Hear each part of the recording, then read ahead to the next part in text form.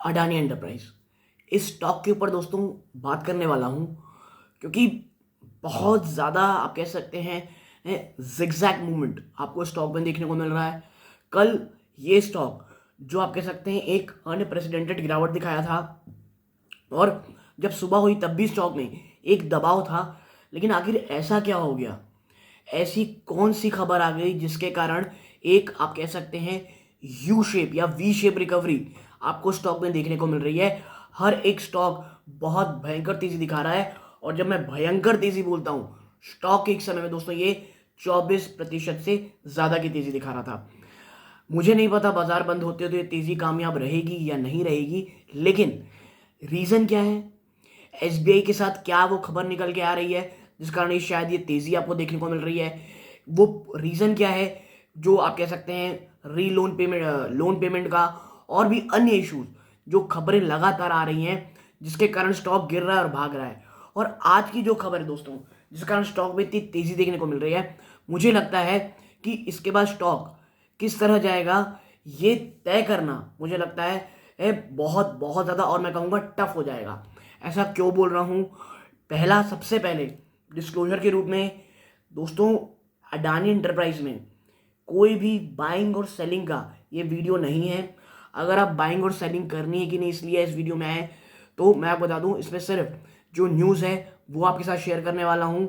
आप कोई भी पोजीशन अडानी एंटरप्राइज में पहले बनाए, वित्तीय सलाहकार सलाह जरूर लीजिएगा।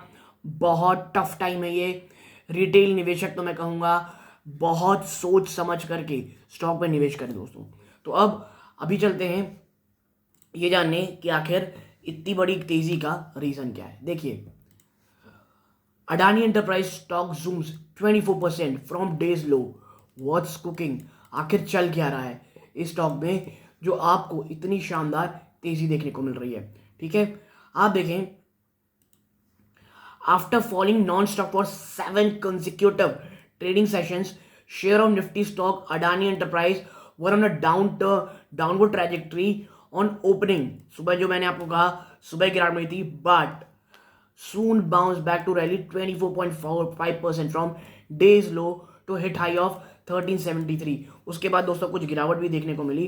ठीक है, आप देखें, the stock fell up to 7% in the morning, but later on hit 15% upper circuit limit in the sharp U-turn। The flurry of activity in the counter comes ahead of a rejig।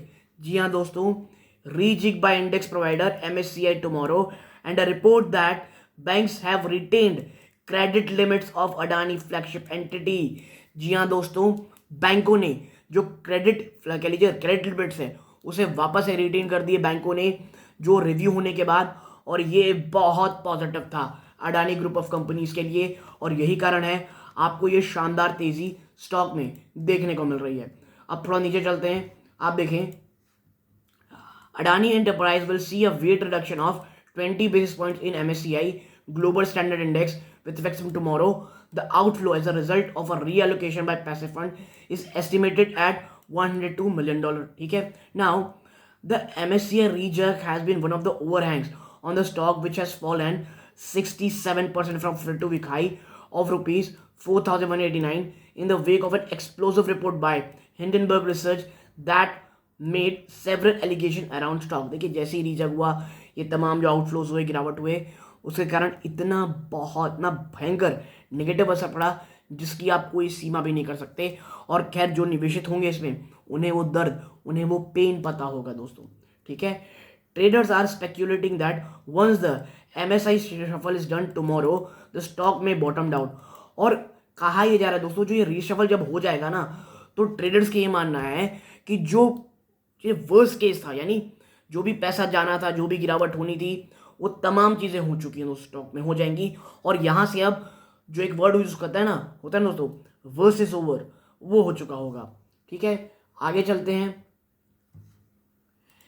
Another factor, एक और factor that bought investor interest back in the stock today was an ET report. Economic Times की report है stating that lenders led by SBI that are conducting an annual review of Adani Enterprise have decided to maintain status quo on credit limit sections for Gautam Adani flagship company।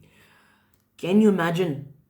आप समझिए कि जो annual review किया गया उसमें ये पाया गया भाई जो भी है जैसा पहले स्टेटस को था आज भी वैसे रहेगा, यानी यथास्थिति चीज़ें रहेंगी, ना ही बढ़ाया जाएगा ना ही घटाया जाएगा।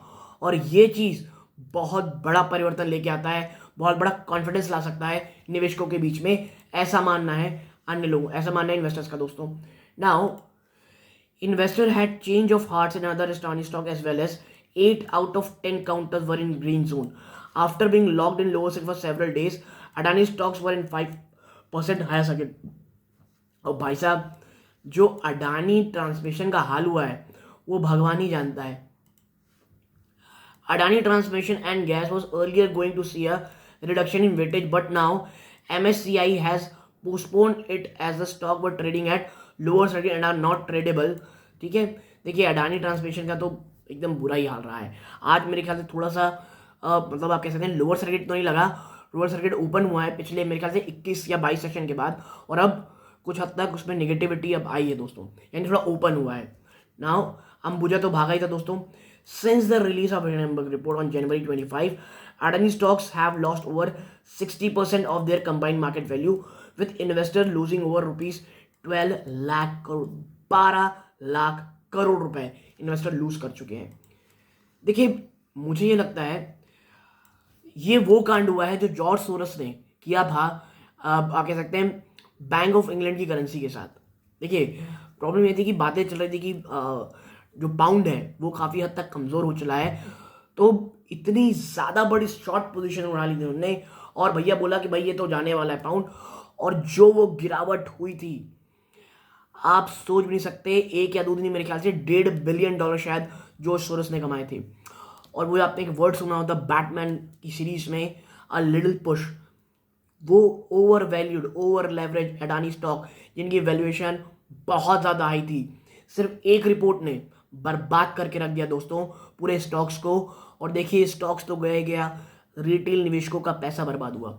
और मैं इसीलिए अक्सर कहता हूँ वैल्यूएशन को देखिए अगर आपके स्टॉक्स इतने ज़्यादा भाग चुके हैं, 1000%, 2000% भाग चुके हैं, उसमें निवेश का ज़रूरत क्या है? देखिए मैं उनमें से तो नहीं कहूँगा कि अडानी ख़राब है, अडानी ने ये कर दिया वो कर दिया, मैं ये चीज़ें तो नहीं बोलने वाला कि देखिए भाई अडानी ने रिटर्न्स भी दिए अपने निवेशकों को, लेकिन हाँ ओवर वैल्यूड स्टॉक था, ये पता था दूर रहने का समय था, बस इतनी ही बातें। ये कर दिया वो कर दिया, इट्स नॉट लाइक दैट। अगर आपको पहले पता था तो आपको भी शॉर्ट पोजीशन बना के बोलनी थी यार, रिटेल निवेशकों को बहुत पहले बोल देना था दूर रही है। आप तो सेफ साइड ही खेलते रह गए कि भाई हम कुछ नहीं कह रहे हैं लेकिन हमको ये लगता है। अब जब हो रहा है गिर रहा है तो सब बड़े बड़े लोग आकर के बातें करते हैं, तो आखिर में रिटेल निवेशकों का पैसा बर्बाद हुआ ना यार।